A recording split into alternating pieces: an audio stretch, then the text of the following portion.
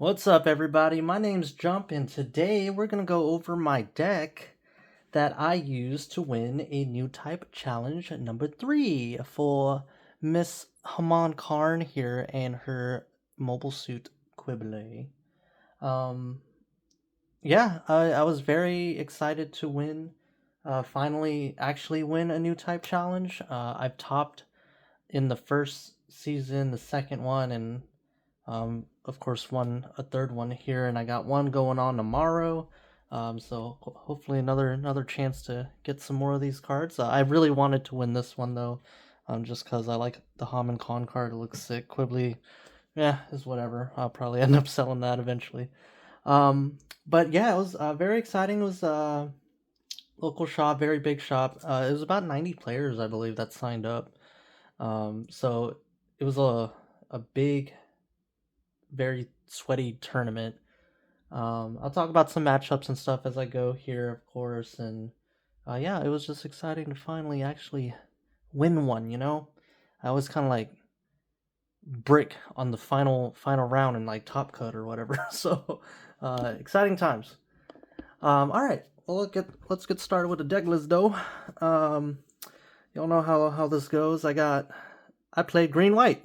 If y'all didn't know, green white.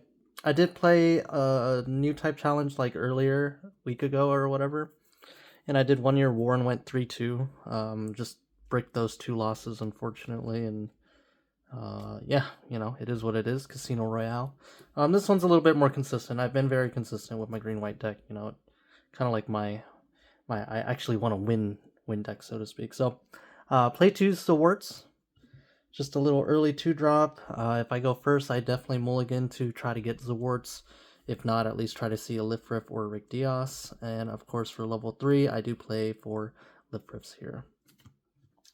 So, nothing too crazy, nothing too spicy, I would say. Just normal old blockers. And I do play for Rick Diaz. So, for Rick Diaz right there. I'll put a deck list in the description later. So that's a normal low end package. Of course, you just want to see these blockers in your opening hands, play them out, block efficiently when you can. I will gladly, try to make them survive, but the Zords are there just to block even 2/2s, just to save some life until I can get to late game. I do play 1 launcher strike. Now normally I play 2. And I usually play 2 Launcher Strike and 2 Sword Strike. But because my meta here is very aggro-y, so it's like Blurple and 1-year war sometimes, I just took one of those Launcher Strikes out, put a Sword Strike in. And to be honest, I didn't even really use that. I didn't really play too many aggro decks. I played 1, so to speak, kind of. This, however, came in clutch against a mirror match. They had Zawart pretty much. I think they went second, but they played Zawart, and I kept bouncing this back, and I was able to build Lifriffs and Rick Diaz around the short strike, keep bouncing their Zawarts back, and then minusing 2 their Lifriffs in the mirror match. So it was funny. I think Sword Strike was able to get a couple shields until we got to the late game. So otherwise, I'm probably going to take one out and put Launcher Strike back in there just because I like the 2-2 split. I do run 3 Ale Strikes, of course. Everybody knows what that guy does. Just bouncing tokens most of the time, bouncing Taugi's tokens, Striker Pack tokens, bouncing units that are expensive, they have 4 or less HP, bouncing like Sananjus and Kshatriyas, that are hard played. So I don't mind bouncing that back if they gotta waste another turn wasting the resources playing it. Now the MVP for the night last night was Depth Scythe. I'm still running Depth Scythe. Depth Scythe is just cool, man. Who does not want to get an extra resource and then get first strike? So this guy I think came up in all my matches. The 1-year war match, I was able to Depth Scythe and kill their Linked Amuro Gundam. Also came up in the finals mirror match to first strike into a Linked Wing Gundam that they had Hero on. And a lot of green-white players locally are all on like Shenlong, which, to be fair, does kind of kill, the version of this deck I'm playing, because the Shenlong just blows up blockers. But Depth Scythe is I am not gonna move away from him. He's just good. I like him. I like him a lot. Now, I do run 4 Wing Gundams, just the starter deck Wing Gundam there. Nothing to say about that. The Breach is great. Attacking level 4s or lowers is great. So this one in the mirror matches would swing, of course, in Olifrifs or even Rictios Award. I do like to pair Kira in the Wing Gundam, of course, to get the -2, just extra value over time. And you'll be surprised, I only run 2 heroes that you'll see here in a second. So I don't mind putting a Kira into Wing Gundam, in the late game. So, and of course, the other MVP of all green-white decks is Mr. Wing Zero himself. Kaboom. Oops. So Wing Zero, of course, always that's who you want to see, right? You want to see Wing Zero. Let's move these guys up here. Wing Zero is just bananas. Just so fun. The dopamine rush and like the serotonin that you feel when you drop a Wing Zero on level turn 8 or whatever, and they got 6 units on board that all get destroyed. Chef's kiss, man. I live for those moments. And I hate blocker decks, I hate playing blocker decks. I like aggro. But this deck wins, and I do love Wing Gundam Zero. So definitely the high moments of a lot of matches is me dropping Wing Zero to blow things up. Onto command cards and things like that. We got 1 Mula. Yep, just one good old Mula. It can go into Sword Strike. Comes up in the aggro. I will keep 1 up and just bounce this to return an attacker back against the 1-year wars or the blurples and all that. So just 1 Mula. I don't think I'll change that. 2 Sword Strikes. Not Sword Strikes, sorry. Striker packs. Can make Sword Strikes and Launcher Strikes, right? Yeah, just 2 Striker packs. Nothing different there. I am totally okay with 2. If I see it in shield, cool. If I don't, cool. Totally fine with me. I'll put those up here. And then we got 2 unforeseen incidents. Unforeseens, they come up a lot for me. I like the card.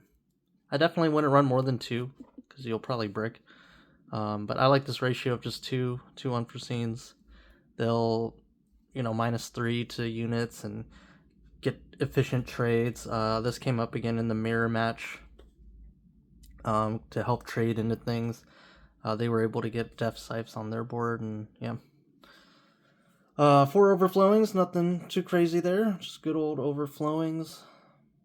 You gotta overflow, draw some cards, cycle, filter, all that good stuff. Dig for things, dig for answers, dig for whatever you need to dig for. So, and lastly for bases, nothing crazy, just underground base, 6 HP. Hard to get through. Don't run Argama. Underground base, I think, does just fine against Breach, because like if Gundam in the mirror match swings, 5 damage, they gotta hit it 1 more time. So, make them make that decision. On to pilots. So I only run 9 total. I got 4 Kiras. Kira's good, -2 on attack. Nobody's complaining there. You can put it in there, put it in there, put it in there.